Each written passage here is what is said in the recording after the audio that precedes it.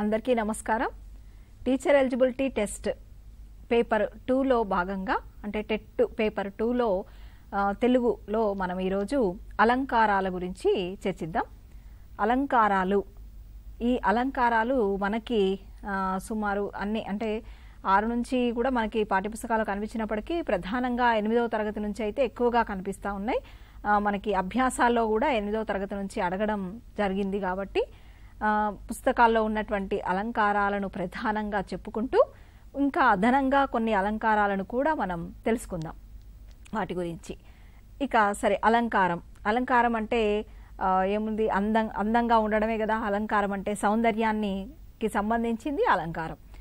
మనిషికి మామూలుగా ఆభరణాలు, బట్టలు ఇట్లాంటివన్నీ కూడా సౌందర్యాన్ని కలిగిస్తూ ఉంటాయి. మరి అట్లనే భాషకు కూడా సౌందర్యాన్ని కలిగించేవి ఉంటాయి కదా. అట్లా అన్నమాట. అంటే మనిషికి ఆభరణాలు ఎంత సౌందర్యాన్ని కలిగిస్తాయో అంతకు, నిజం చెప్పాలంటే అంతకు మించి కూడా భాషకి సౌందర్యాన్ని కలిగించేటువంటివి ఏవైతే ఉన్నాయో అవి అలంకారాలు. అంటే మన కవులు ఉపయోగిస్తూ ఉంటారు వాటిని. అయితే అవి మనకి ప్రధానంగా 2 రకాలుగా కనిపిస్తూ ఉంటాయి. శబ్దాలంకారాలు, అట్లాగే అర్థాలంకారాలు అని. వాటిని గురించి మనం చూద్దాం. అంటే మనిషికి అలంకారాలని అర్థం చేసుకోవడానికి మనిషికి ఆభరణాలు ఎంతటి అందాన్ని కలిగిస్తాయో, ఇస్తాయో, భాషకు అందాన్ని చేకూర్చేవి అలంకారాలు. ఇవి ఎట్లా ఉంటాయి అంటే చమత్కారంగా ఉండి మనకి ఉల్లాసాన్ని కలిగిస్తాయి, మనసుల్ని రంజింపచేస్తాయి, తర్వాత కావ్యానికి శోభని తీసుకొస్తాయి. తర్వాత వీటి గురించి ఇంకొంచెం మనము చూస్తే కావ్యాలంకార చూడామణి, ఇది తెలుగులో తొలి అలంకార శాస్త్ర గ్రంథంగా కనిపిస్తుంది. దీనిని విన్నకోట పెద్దన రాయడం జరిగింది. కావ్యాలంకార చూడామణి తెలుగులో తొలి అలంకార శాస్త్ర గ్రంథం, విన్నకోట పెద్దన. ఈ అలంకారాలు, శబ్దాలంకారాలు ఉన్నాయి, తర్వాత అర్థాలంకారాలు ఉన్నాయి. మనకు శబ్దాలంకారాలు 8వ తరగతి నుంచే పరిచయం అయినాయి, నృత్యానుప్రాస దగ్గర నుంచి కావచ్చు. ఇక శబ్దాలంకారాలు కూడా మళ్ళీ మనకు కొన్ని రకాలుగా కనిపిస్తాయి. అందులో అనుప్రాస అని, యమకమని, ముక్తపదగ్రస్తము అని ఉంటాయి. శబ్దాలంకారాలు ప్రధానంగా మళ్ళీ 3 రకాలు. అసలు అలంకారాలేమో 2 రకాలు, శబ్ద, అర్థ. మళ్ళీ శబ్దాలంకారాలు 3 రకాలుగా కనిపిస్తూ ఉంటాయి. అనుప్రాసము, యమకము, ముక్తపదగ్రస్తం. ఇందులో మళ్ళీ మనం చెప్పుకుందాం ఒక్కొక్కటిగా. అనుప్రాస అలంకారం అంటే ఏం లేదు, ఇక్కడ ఒక్క అక్షరం కానీ ఒక పదం కానీ మళ్ళీ మళ్ళీ మళ్ళీ మళ్ళీ ఆవృతం చెందడం. అంటే ఇక్కడ మళ్ళీ మళ్ళీ ఆవృత్తి అంటే మళ్ళీ మళ్ళీ రావడం. ఒక సర్కిల్ లాగా వస్తే ఒక రకంగా ఇట్లా అంటూ ఉంటాం అనుప్రాస అలంకారాల్లో. ఒక సర్కిల్ లాగా ఒక అలంకారం వస్తుంది, లేదా వచ్చిందే మళ్ళీ కొద్దిసేపటికి వస్తుంది, వ్యవధానంతో వస్తుంది, అవ్యవధానంగా వస్తుంది, ఇట్లాంటివి ఉంటాయి అన్నమాట అనుప్రాస అలంకారాల్లో. ఇందులో వృత్యానుప్రాస అలంకారాన్ని చూద్దాం మనం ఫస్ట్. వృత్యానుప్రాస అలంకారము అంటే ఒకటి కానీ లేదా అంతకంటే ఎక్కువ హల్లులు లేదా పదాలు కూడా కావచ్చు, ఎక్కువ సార్లు వస్తూ ఉంటాయి అన్నమాట. వచ్చినప్పుడు దాన్ని వృత్యానుప్రాస అలంకారం అంటాం. ఎక్కువ శాతం ఏంటి, ఒకటి కానీ అంతకంటే ఎక్కువ హల్లులు పునరావృతమవుతూ ఉంటాయి అన్నమాట. ఒక సర్కిల్ లాగా టింగ్ టింగ్ ఇట్లా తిరుగుతూ ఉంటాయి అన్నమాట. అక్షరాలు కనిపిస్తూ ఉంటాయి మనకి వాక్యాల్లో, అవే అక్షరాలు. గడగడ ఒడకుచు తడబడి జారిపడెను. గడగడ ఒడకుచు అంటే ఒడుకుచు అంటే మళ్ళీ ఇడ వణుకుతూ, ప్రాచీన పదంగా ఒడుకుచు అంటాం. గడగడ ఒడుకుచు తడబడి జారిపడెను. ఏమొచ్చింది మరి ఇడ, డా డా డా అని వచ్చింది చూడండి. 4-5 సార్లు దాదాపు డా అనేది రావటం జరిగింది. ఆ తర్వాత రత్తమ్మ అత్తమ్మ కోసం కొత్త దుత్తలో పాలు తెచ్చింది. రత్తమ్మ అత్తమ్మ కోసం కొత్త దుత్తలో పాలు తెచ్చింది. ఇక్కడ ఏమొచ్చింది, రిపీటెడ్గా థా థా థా అనేది వచ్చింది. వృత్యానుప్రాస అలంకారం అంటే ఒకే అక్షరము రిపీటెడ్గా వచ్చింది, అట్లా అనమాట. రిపీటెడ్గా రావడం. ఇక్కడ ఒకటి గమనించాలి, అచ్చు కనిపిస్తుంది, అచ్చు మారదు. అంటే ఇక్కడ అచ్చు మారుతుంది కానీ హల్లు మారదు. అచ్చు మారుతుంది కానీ హల్లు మారదు. రత్తమ్మ అత్తమ్మ కోసం కొత్త దుత్తలో పాలు తెచ్చింది. థా అనేది ఏమవుతుంది, ఇక్కడ మళ్ళీ మళ్ళీ ఆవృతమవుతా ఉందన్నమాట. అయితే ఇక్కడ గమనించాల్సింది ఏంటంటే వృత్యానుప్రాసలో ప్రధానంగా ఈ అలంకారంలో అచ్చు మారొచ్చు కానీ హల్లు మాత్రం అదే ఉంటుంది. అంటే థా థా అనే రావాలని రూల్ లేదనమాట. థీ రావచ్చు, లేకపోతే థూ రావచ్చు, ఏదైనా ఉండొచ్చు అనమాట. హల్లు అట్లాగే అచ్చు అంటే ఏంది మరి, ఇప్పుడు తా అన్నప్పుడు అచ్చు ఆ ఉంది కదా, అంటే గుణింతంలో అచ్చులతోనే కదా గుణింత పదాలు ఏర్పడేది. అట్లా ఇప్పుడు ఇంకోటి చూడండి, అడిగేదనని కడుబడి జను, అడిగేదనని కడుబడి జను అంటే అడి డి వచ్చింది కదా, మళ్ళీ తర్వాత డు వచ్చింది, తర్వాత డి వచ్చింది. అంటే డీలో ఏముంది, అచ్చు ఈ ఉంది, తర్వాత డూలో ఊ ఉంది. అంటే అచ్చు మారొచ్చు, ఇట్లా ఇబ్బంది ఏం లేదు, కానీ హల్లులు మాత్రం అవే ఉండాలి అట్లా అనమాట. రంగద రాతి భంగ ఖగరాజ తురంగ అంటాం. అంటే ఇట్లాంటి అక్కడ కూడా రిపీటెడ్గా వచ్చినాయి చూడండి. గా అనేది రంగ, రంగద రాతి భంగ ఖగరాజ తురంగ, రంగ రంగ ఇట్లా వచ్చినాయి. ఇదంతా కూడా ఇట్లా వచ్చినప్పుడు అంటే ఒకటి కానీ అంతకంటే ఎక్కువ హల్లులు మనకు మళ్ళీ మళ్ళీ రావటం అనేది నృత్యానుప్రాస అలంకారం అని గుర్తుపట్టాలి. ఇక చేఖానుప్రాస అలంకారం. చేకులు అంటే పండితులు. ఒక విధంగా ఈ అలంకారాన్ని పండితులకు ఇష్టమైన అలంకారం అని కూడా అంటూ ఉంటారు. ఇక ఇది అంటే ఎట్లా ఏంటి చేకానుప్రాస అలంకారం అంటే అర్ధభేదంతో వెంట వెంటనే హల్లుల జంటలు వస్తాయి. వెంట వెంటనే అంటే ఇక్కడ ఏం గ్యాప్ ఉండదన్నమాట. రెండు హల్లుల జంటలు కూడా పక్క పక్కనే ఉంటాయి. అట్లా అర్ధభేదంతో వస్తాయి. సేమ్ పదాలే కదా అని మనం అనుకుంటాం, కానీ అర్థంలో మాత్రం తేడా ఉంటుందన్నమాట. అట్లాంటి చేకానుప్రాస ఉదాహరణకు చూడండి, ఈజీగా అర్థమవుతుంది. ఇది అరటి తొక్క తొక్కరాదు, అరటి తొక్క తొక్కరాదు. తొక్క తొక్క రెండు పక్క పక్కనే ఉన్నాయి, కానీ భేదం ఉంది, అర్థంలో భేదం ఉంది. అరటి తొక్క కానీ తొక్కరాదు. తొక్క తొక్క చూసి మనమేమనుకుంటాం, రెండు సేమే కదా వర్డ్స్ అనుకుంటాం, కానీ వేరు వేరు అర్థాన్ని కలిగి ఉన్నాయి. మళ్ళీ ఇక్కడ ఎక్కడా కూడా గ్యాప్ అనేది మధ్యలో ఇంకే పదం కూడా లేదనమాట. అట్లా వచ్చినప్పుడు దీన్ని చేకానుప్రాస అని గుర్తుపెట్టుకోండి.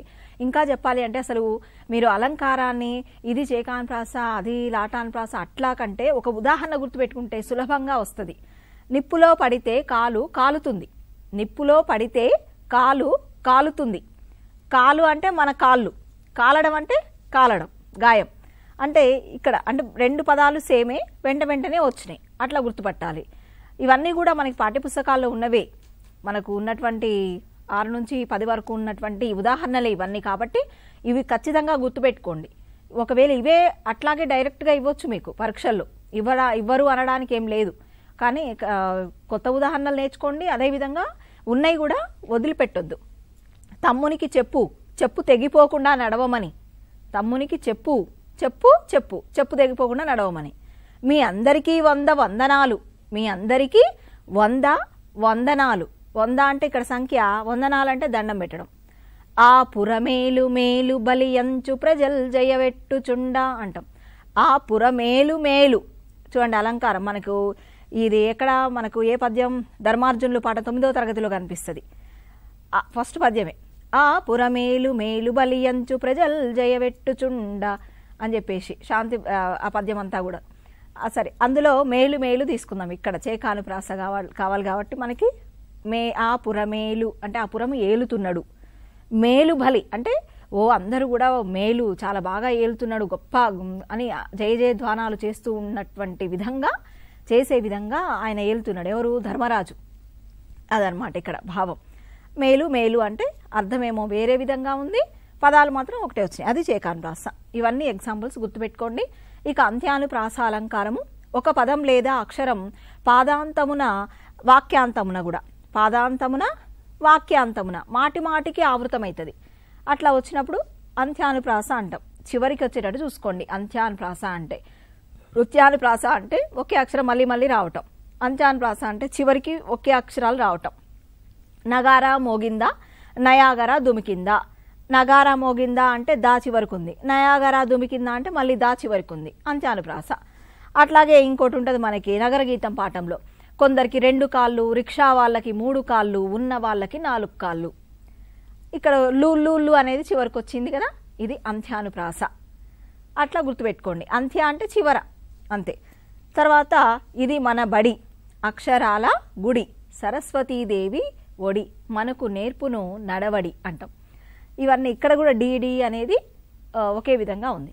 గొడ్లడొక్కలు పాలమూరి జాలరి మన వలసకూలి పాఠంలో వస్తుంది. ఇది 9వ తరగతిలో. గొడ్లడొక్కలు గుంజిన వానపాములు ఎండిన పాలమూరి ఎన్నడొస్తవు లేబరి పాలమూరి జాలరి అంటాడు కవి. ఇక్కడ చూడండి, గొడ్లడొక్కలు గుంజిన అంటే నా దీర్ఘం, వానపాములు ఎండిన అంటే నాకు దీర్ఘం. అంటే ఈ రెండు కూడా చివరికే వస్తాయి మనకి అక్కడ కవితలో. అట్లా అంటే చూసుకుంటే నానా అనేది చివరికి ఉన్నాయి కాబట్టి ఇది అంత్యానుప్రాస అనేది గుర్తుపట్టండి. లాటానుప్రాస అలంకారం. ఒకే అర్థం గల పదాలు తాత్పర్య భేదంతో తిరిగి చెప్పడం. ఒకే అర్థం గల పదాలని తాత్పర్య భేదంతో తిరిగి చెప్తాం. తాత్పర్య భేదం ఏంటి అది చూద్దాం. కమలాక్షు నర్చించు కరములు కరములు శ్రీనాథు వర్ణించు జిహ్వ జిహ్వ అని మనకున్నాయి పద్యాలు. అయితే ఇక్కడ కమలాక్షు నర్చించు కరములు కరములు, కరములు అంటే చేతులు. కమలాక్షుడు విష్ణుమూర్తి, అర్చించడం పూజ చేయడం. సరే అంటే ఆయనని విష్ణుమూర్తిని కొలిచేటువంటి చేతులు, మల్ల చేతులేంది అంటే ఇక్కడ తాత్పర్యంలో భేదం ఉంటుంది. కవి ప్రయోగం అన్నమాట. ఇది ఒక వినూత్నంగా చేసినటువంటి శబ్ద ప్రయోగం. కమలాక్షు నర్చించు కరములు కరములు అంటే ఒక కరములు అంటే చేతులు, మరో కరములు అని అన్నప్పుడు గొప్ప చేతులు. అంటే ఆ విష్ణుమూర్తిని ఎవరైతే పూజ చేస్తున్నారో, ఎవరైతే సేవిస్తున్నారో ఆ చేతులే గొప్ప చేతులు అని. అట్లనే శ్రీనాథు వర్ణించు జిహ్వ జిహ్వ అంటే శ్రీనాథ కవి గురించి ఎవరైతే వర్ణించి చెప్తున్నారో ఆ జిహ్వ అంటే నాలుకతోనే కదా మనం మాట్లాడేది, పలికేది. కాబట్టి ఆ వర్ణన ఏ నాలుక చేస్తుందో ఆ నాలుకే శ్రేష్టమైనది, ఆ నాలుకే గొప్పది అని. ఒక మొదటిదేమో నాలుక, రెండవది గొప్ప నాలుక, శ్రేష్టమైన నాలుక, అట్లా అనమాట. అంటే తాత్పర్య భేదంతో చెప్తున్నాం. అట్లా వచ్చినప్పుడు లాటానుప్రాస గుర్తుపెట్టుకోండి. అంతేగాని పదాలు చివరికి ఉన్నాయని చెప్పేసి అది ఏదో అంత్యానుప్రాస అనుకోవద్దు. యమకం. ఇక యమకం అంటే మనం అనుప్రాసలో భాగంగా మనము చెప్పుకున్నాం. ఏది వృత్యానుప్రాస చెప్పుకున్నాము, అంత్యానుప్రాస చెప్పుకున్నాము, చేకానుప్రాస, లాటానుప్రాస తెలుసుకున్నాం. ఇక యమకం ఇవి కూడా శబ్దాలంకారమే. అచ్చులు మరియు హల్లుల జంటలు తిరిగి తిరిగి వస్తూ భేదం కలిగి ఉంటాయి, అర్ధభేదం కలిగి ఉంటాయి. అంటే అచ్చులు మరియు హల్లుల జంటలు తిరిగి తిరిగి వస్తూ ఎట్లా ఉంటాయి, అర్ధభేదంతో వస్తాయి అన్నమాట. అంటే శబ్దం ఒకేలాగా ఉంటుంది కానీ వ్యవధానంతో వస్తాయి. వ్యవధానంతో వస్తాయి. పదాల విరుపు వల్ల మనకి అర్ధభేదం అనేది తెలుస్తుంది అనమాట. ఒకే పదాలు కదా మరి అంటే ఆ విరుపు వల్ల తెలుస్తుంది. ఉదాహరణకి చూడండి, పారజూచిన పరసేన పారజూచు. పారజూచిన అంటే తేరి పారజూడడం. ఇక్కడ బాగా పరిశీలనగా చూస్తే పరసేన అంటే శత్రుసేన పారిపోతూ ఉంది అని, రెండు చూడడమే. అట్లానే లేమా ధనుజుల గెలువగ లేమా అంటది సత్యభామ మన ఏది ఆయనను చంపేటప్పుడు. కాబట్టి నరకాసుర వధ దాంట్లో ఆ సత్యభామను ఉద్దేశించి కవి రాసిన పద్యం ఇది. లేమా అంటే మేము గెలవలేమా, ధనుజుల రాక్షసుల గెలువగలేమా, రాక్షసుల్ని మేము గెలవలేమా అనేది. అంటే ఒకటేమో స్త్రీలు గెలవలేరా, ఒక లేమానేమో మేము గెలవలేమా అని, ఇంకో లేమానేమో స్త్రీలు అని. అంటే స్త్రీలు రాక్షసుల్ని గెలవలేరా అనేటువంటి ఉద్దేశం అన్నమాట ఇక్కడ. తర్వాత మనసు భద్రమయ్యే మనసు భద్రకు, మనసు భద్రమైంది మనసు భద్ర. ఇక్కడ కూడా చూడండి మనసు భద్ర, మళ్ళీ గ్యాప్ తోటి అయ్యే ఉంది మధ్యలో, తర్వాత మనసు భద్ర వస్తుంది. అట్లా అనమాట. ఇక్కడ మనకేమన్నాడు, అచ్చులు మరియు హల్లుల జంటలు తిరిగి తిరిగి వస్తాయి. అంటే మళ్ళీ వచ్చినాయి. ఇప్పుడు పారజూచినా వచ్చింది, మళ్ళీ మధ్యలో పరసేన ఉండి మళ్ళీ పారజూచు వచ్చింది. మళ్ళీ లేమా కూడా చూస్తే లేమా ఉంది, మధ్యలో ధనుజుల గెలువగా ఉంది, మళ్ళీ లేమా ఉంది. మనసు భద్ర ఉంది, అయ్యే ఉంది, మధ్యలో మనసు భద్ర ఉంది. అంటే అచ్చులు మరియు హల్లుల జంటలు తిరిగి తిరిగి వస్తూ భేదం అర్ధభేదాన్ని కలిగిస్తూ ఉంటాయి అన్నమాట. శబ్దం ఒకేలా ఉన్నా అర్థం మాత్రం వేరుగా ఉంటుంది. పదాల విరుపు వల్ల మనకి ఆ అర్థం అనేది బోధకం అవుతుంది. సరే, ఇది యమకం. ముక్తపద గ్రస్తం. ముక్తపద గ్రస్తంలో ఒక పాదంలోని చివరి పదం ఏదైతే ఉంటుందో మళ్ళీ ఆ పదంతో నెక్స్ట్ పాదం స్టార్ట్ అవుతుంది అనమాట. ముక్తపద గ్రస్తానికి ఒక పాదంలో చివరి పదం రెండవ పాదంలోని మొదటి పదంగా, మళ్ళీ రెండవ పాదంలో చివరి పదం మూడవ పాదంలో మొదటి పదంగా, మళ్ళీ మూడవ పాదంలో చివరి పదం నాలుగవ పాదంలో మొదటి పదంగా వస్తుంది. సరే, ఇక ఈ ముక్తపద గ్రస్తానికి మనకు ఎప్పుడు రెగ్యులర్గా చెప్పుకునే ఉదాహరణే, అందరికీ బాగా ఇదే గుర్తుంటుంది, అర్థమయ్యేటువంటి ఉదాహరణ. సుదతీ నూతన మదన మదనాగతురంగ పూర్ణమణిమయ సదన సదనామయ గజ రదన రదనాగేంద్ర నిభ కీర్తి రస నరసింహ. అంటే చూడండి, సుదతి నూతన మదన అన్నం. మదనతో అది అయిపోయింది, ఆ పాదం అయిపోయింది. మళ్ళీ ఏమైంది, అదే పాదం అంటే ఒక పాదంలో మొదటి పాదంలో ఉన్నటువంటి చివరి పదంతో రెండో పాదం మదన అని స్టార్ట్ అయింది. మళ్ళీ రెండో పాదంలో చివరి పదం ఏంటిది, సదన. ఆ సదనతో మూడో పాదం స్టార్ట్ అయింది, సదనామయ గజ అని. మళ్ళీ ఇక్కడ అంటే ఇట్లా మొత్తానికి ఆ 3 లైన్లను చూస్తే మనకి అలంకారం ముక్తపదగ్రస్తం. ఏదైతే ముక్తపదం అంటే విడవడం, ఏదైతే విడుస్తామో దాన్ని పట్టుకుంటాం మళ్ళీ, అట్లా అలంకార ప్రయోగం చేస్తే ముక్తపదగ్రస్త అలంకారం అంటాం. ఇంతవరకు శబ్దాలంకారాలు మనకి మ్యాక్సిమం సరిపోతాయి. ఇంకా కొన్ని ఉంటాయి, కానీ మనకి పాఠ్యపుస్తకాలలో ప్రధానంగా ఉన్నటువంటి వాటిని చూసినప్పుడు కొన్ని ఇంటర్ స్థాయి వరకు కూడా పరిశీలించినప్పుడు ఇంతవరకు ఖచ్చితంగా అధ్యయనం చేయండి. ఇక అర్థాలంకారాలు ఇంకా చేస్తే మంచిదే. మీ ఓపిక, మీ శక్తి సామర్థ్యాలను బట్టి అదనంగా కూడా నేర్చుకునే ప్రయత్నం చేయండి. ఇవైతే చాలా ప్రధానం. అర్థాలంకారాలు కూడా చాలామంది మనకు అలంకారవేత్తలు మనకి చాలా చెప్పారు అలంకారాలు. ఇప్పుడు అప్పయ్య దీక్షితులు ఆయనైతే దాదాపు 124 ఏమో చెప్తారు అలంకారాలు. అట్లా చాలా విద్యానాథుడు 66, ప్రతాపరుద్ర యశోభూషణం రాసినటువంటి విద్యానాథుడు ఆయన ఒక 66 చెప్తారు.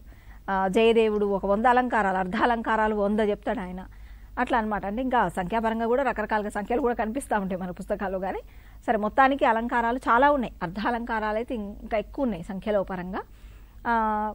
ఇది ఏంటి ముందు చూద్దాం. మనం కొన్ని ప్రధానమైనటువంటి అలంకారాలను చూద్దాం. అర్ధాలంకారాల్లో అర్ధ సౌందర్యం ప్రధానంగా కలవి అర్ధాలంకారాలు. అర్ధ సౌందర్యం ఇందాకేంటి, శబ్ద సౌందర్యాన్ని చూసినాం మనం. అంటే అవి చూడంగానే మనకి ఆ శబ్దాలను, ఆ వాక్యాలను అవి చూసినప్పుడు కనిపిస్తూ ఉన్నాయి. అవి శబ్దాలంకారాలు. శబ్ద ప్రయోగాన్ని బట్టి మనకు తెలుస్తూ ఉంది అక్కడ. ఇవి అర్ధాలంకారాలు. అర్ధాలంకారాలు అంటే అర్థాన్ని బట్టి తెలుస్తుంది మనకి అలంకారం. కాబట్టి ఇక్కడ చూద్దాం. మనకి ప్రధానంగా మనకి ఇక్కడ ఒక 2 విషయాలు ఏంటంటే, అగ్ని పురాణంలో అలంకారాల గురించి ఉంది ఒకటి. తర్వాత ఋగ్వేదంలో ఉపమ, రూపక, అతిశయోక్తి అలంకారాలు ఉన్నాయి. ఋగ్వేదంలో ఉపమ, రూపక, అతిశయోక్తి అలంకారాలు ఉన్నాయి. అగ్ని పురాణంలో అలంకారాల ప్రస్తావన ఉంది. అలంకారాల ప్రస్తావన ఉన్న పురాణం అని ఇవ్వచ్చు, అగ్ని పురాణం. అట్లా కొన్ని గుర్తుపెట్టుకోండి. తర్వాత ఉపమా కాళిదాసస్య, ఇది కూడా బిట్టు ఒకసారి వచ్చిందండి డిఎస్సిలో. కాళిదాసుకు బాగా ఇష్టమైన అలంకారం ఏమిటి అంటే ఉపమా అలంకారం. ఆయనకు బాగా ప్రీతిపాత్రం. ఉపమా కాళిదాసస్య అంటాం. ఆ తర్వాత కాళిదాసు మహాకవికి ఇంకా అర్ధాంతరన్యాస కూడా ఇష్టమే, కాకపోతే ఉపమాగా ప్రసిద్ధి ఆయన. ఉపమా కాళిదాసస్య అంటారు. సరే, ఇక ఉపమా అలంకారం నుంచి మొదలు పెడదాం. ఉపమా అలంకారము ఇది కూడా మనకి చాలా వరకు అందరికీ తెలిసిందే. ఉపమా అలంకారం ధర్మసామ్యం చేత ప్రసిద్ధమైనటువంటి ఉపమానంతో ఉపమేయాన్ని పోల్చి చెప్తాం. పోలిక చెప్పడం ఉపమా అలంకారంలో ప్రధానమైనది ఏంటి అంటే పోలిక చెప్పడం. ధర్మసామ్యం చేత ఊరికే దేనికి పడితే దానికి పోలిక చెప్పలేం కదా. ఒక అమ్మాయి 2 జెల్లు వేసుకుంది, ఇంకో అమ్మాయి 2 జెల్లు వేసుకుంది, ఈమె ఇద్దరు వేసుకుని చెప్పగలుగుతాం. అంతేగాని విభిన్నంగా ఉన్నప్పుడు చెప్పలేం. అంటే ధర్మము సమానంగా ఉండాలి. ధర్మసామ్యం ఉన్నప్పుడు ప్రసిద్ధమైనటువంటి ఆ ధర్మసామ్యం చేత ఒక ప్రసిద్ధమైన ఉపమానాన్ని తీసుకొని ఆ ఉపమేయంతో పోలిక చెప్తాం. ఉదాహరణ చూద్దాం మనం మామూలుగా. అసలు అయితే ఇంకోటి ఇక్కడ విషయం ఏంటంటే లుప్తోపమ, పూర్ణోపమ ఎప్పుడు అంటారో కూడా ఒక ప్రాథమిక అవగాహన అవసరం. ఉపమాన ఉపమేయాలకు అందమైన పోలిక చెప్పడం ఒకటి గుర్తుపెట్టుకోండి. దీనిలో ప్రధానంగా 4 కనిపిస్తాయి మనకి ఉపమా అలంకారంలో. ఒకటి ఉపమేయము, ఉపమానము, ఉపమావాచకము, సమాన ధర్మం. ఇవి గుర్తుపెట్టుకోండి. అంటే ఈ 4 లక్షణాలు ఉంటాయి. ఈ 4 లక్షణాలు ఉన్నప్పుడు పూర్ణోపమా అలంకారం అంటాం, అన్నీ ఉన్నప్పుడు. ఇది సరే. ఇక ఉపమానం అంటే చూద్దాం మళ్ళీ ఒక్కొక్కటి కూడా. ఉపమానం అంటే పోల్చదగినది. అంటే మనం ఏ వస్తువుని పోలిక చెప్తున్నామో అదనమాట. ఇక ఉపమేయం అంటే వర్ణించబడిన వస్తువు, అసలు ఏది తీసుకున్నాం అనేది ఉపమేయం. దీంతో పోలుస్తున్నాం అనేది ఉపమానం. తర్వాత ఉపమావాచకము అంటే పోలిక చెప్పడానికి ఉపయోగిస్తాం కదా మనం పదాలని. అవి వలే, పోలే, లాగా, లా, చందంబున ఇట్లా కొన్ని వస్తుంటాయి. ఉపమా అలంకారాన్ని ఈ పదాలను బట్టి కూడా గుర్తుపట్టొచ్చండి. గుడ్డిగా గుర్తుపట్టాలి అంటే కొంతవరకు ఈ పదాలు గుర్తుపెట్టుకోండి. వలే, పోలే, లాగా, లా, చందంబున అనేటువంటి పదాలు. వీటిని ఏమంటాం? ఉపమా వాచకాలు అంటాం. తర్వాత సమాన ధర్మం అంటే మనం అన్నం ధర్మసామ్యం చేతనే పోలిక చెప్తాం అని. ధర్మసామ్యం ఏదైతే ఉందో అదే సమాన ధర్మం.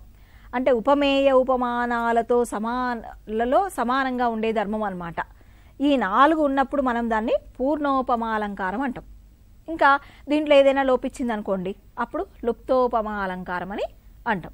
పూర్ణోపమా అలంకారము, లుప్తోపమ. అయితే ఇంత లోపలికి వెళ్ళి సరే అడగొచ్చు, అడగకపోవచ్చు, కానీ మనకైతే ఒక అవగాహన ఉండడం అవసరం. తర్వాత ఉదాహరణలతో చూద్దాం ఈ అలంకారాన్ని ఎట్లా గుర్తుపట్టాలి అనేది. రైతు మునివలే తెల్లవారుజామునే లేస్తాడు. రైతు మునివలే తెల్లవారుజామునే లేస్తాడు. కాపుబిడ్డ పాఠంలో మనకి వస్తుంది. కాపుబిడ్డ పాఠం 8వ తరగతిలో ఉంటుంది. అందులో రైతు మునివలే తెల్లవారుజామునే లేస్తాడనే అర్థం వచ్చే విధంగా పద్యం ఉంటుంది. సరే, ఇక్కడ చూద్దాం. రైతు అంటే ఇక్కడ ఎవరు? ఉపమేయం అంటే వర్ణించబడినటువంటి వస్తువు, ఒక వ్యక్తి. సరే, ఇక్కడ తీసుకుంటే వలే అంటే ఉపమావాచకం. లేవడం ఏంది? ఇక్కడ తెల్లవారుజామునే లేస్తారు. ఎవరు? రైతు, ముని. అంటే ముని ఏంది? ఉపమానం అనమాట. ఉపమేయమేమో రైతు, ఉపమానమేమో ముని. వాళ్లకు ఉపయోగించిన పోలికకు పదం ఏంటి? వలే. తర్వాత వీళ్ళిద్దరిలో ఉన్న సమాన ధర్మం ఏంటి అంటే తెల్లవారుజామునే అని. అంటే రైతు, ముని ఇద్దరు కూడా తెల్లవారుజామున లేస్తారనేది వాళ్ళలో ఉన్నటువంటి ధర్మసామ్యం. ఆ ధర్మసామ్యం చేత వాళ్ళిద్దరిని పోలిక చెప్పడం జరిగింది వాళ్ళిద్దరికి. రమేషు లేడిపిల్లలా వేగంగా పరిగెడుతున్నాడు. రమేషుకి లేడిపిల్ల. రమేష్ అనేది ఉపమేయము, లేడిపిల్ల అనేది ఉపమానం. అది గుర్తుపట్టండి. అంటే ఇద్దరిలో సమానంగా ఉన్న ధర్మం ఏంది? పరిగెత్తడం. వేగంగా పరిగెడుతున్నారు అని. ఇక్కడ మరి ఉపమావాచకం ఏది? లా. లేడిపిల్లలా అని వచ్చింది. అది తెలుసుకోవాలి. ఇది పూర్ణోపమా అలంకారం కింద మనం చెప్పుకోవచ్చు. ఇంకా కొన్ని అలంకారాలు ఎట్లా ఇస్తాడంటే మన్మధుడు సుందరుడు అంటాడు. మన్మధుడు సుందరుడు, కానీ మరి ఇక్కడ ఉపమేయమే ఉంది మన్మధుడు అని. మిగతావేవి లేవు. ఉపమావాచకం లేదు, సమాన ధర్మం లేదు. కాబట్టి దీన్ని అంటే లోపించినాయి కాబట్టి దీన్ని ఏమనాలి? లుప్తోపమా అలంకారం అనాలి. చేనేత కార్మికులు ఎలుకల్లా మాడిపోతున్నారు. ఇది ఒకసారి వచ్చిందండి ఎగ్జామ్లలో. చేనేత కార్మికులు ఎలుకల్లా మాడిపోతున్నారు అన్నప్పుడు చేనేత కార్మికులు ఇక్కడ ఏం లోపించింది? సమాన ధర్మం. ఇప్పుడు చేనేత కార్మికులు తిండి లేక మాడిపోతున్నారు. ఎలుకలు మాడిపోతున్నాయి, చేనేత కార్మికులకు దేనికి మాడిపోతున్నారో తెలుస్తలేదు కదా అది. అందుకని ఇక్కడ సమాన ధర్మం లోపించింది అనమాట. ఇది లుప్తోపమ అలంకారం.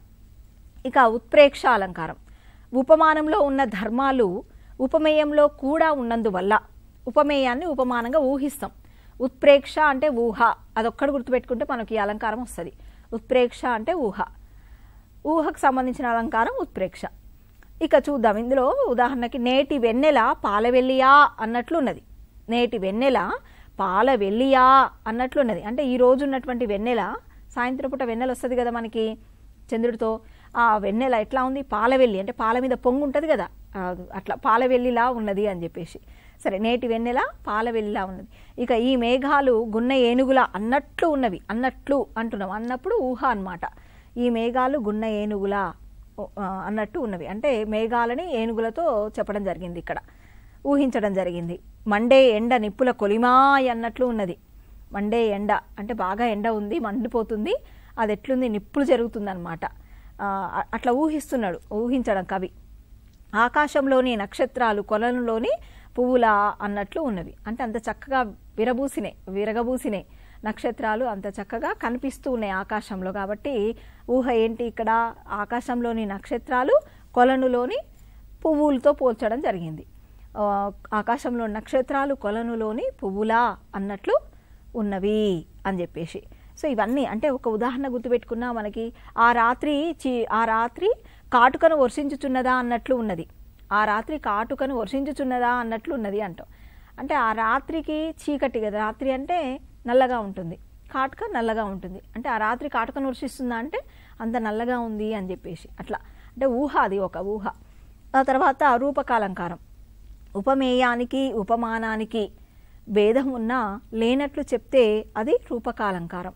ఉపమేయానికి ఉపమానానికి భేదం ఉన్నా కానీ భేదం లేనట్టు చెప్తాం. అంటే అభేదం చెప్పడమే రూపకాలంకారం. అభేదం గుర్తుపెట్టుకుంటే రూపకాలంకారం గుర్తుంటుంది. ఇప్పుడు జ్ఞానజ్యోతి అని, అజ్ఞానాంధకారం, ఇట్లా కొన్ని పదాలు ఉంటాయి. రూపక సమాసాల్లో వస్తాయి మనకి పదాలు రూపక సమాసాలు అవుతాయి. అట్లా కూడా మీరు రూపకాలంకారాన్ని గుర్తుపెట్టుకోవచ్చు. జ్ఞానజ్యోతి అంటే, జ్యోతి అంటే వెలుగునిచ్చేది, జ్ఞానం అంటే కూడా వెలుగునిచ్చేది. రెండు ప్రకాశవంతమైనవి. అంటే అక్కడ అభేదం. రెండు ఉపమానము ఉపమేయం రెండు కూడా ఎట్లా ఉన్నాయి? సేమ్గా అనిపిస్తున్నాయి. అభేదం. తర్వాత అజ్ఞానము అంధకారం. అజ్ఞానం అంటే ఏం తెలవకపోవడం, అంధకారం అంటే కూడా చీకటి, ఏం లేదు కదా, అట్లా అనమాట. ఉపమేయానికి ఉపమానానికి భేదం ఉన్నప్పటికీ అది వేరు, మామూలుగా పదాలు వేరు, కానీ వాటికి బాగా సామ్యం ఉంటుంది అనమాట. లేనట్టు చెప్తే అంటే భేదం ఉన్నా లేనట్టు చెప్తే అది రూపక అలంకారం.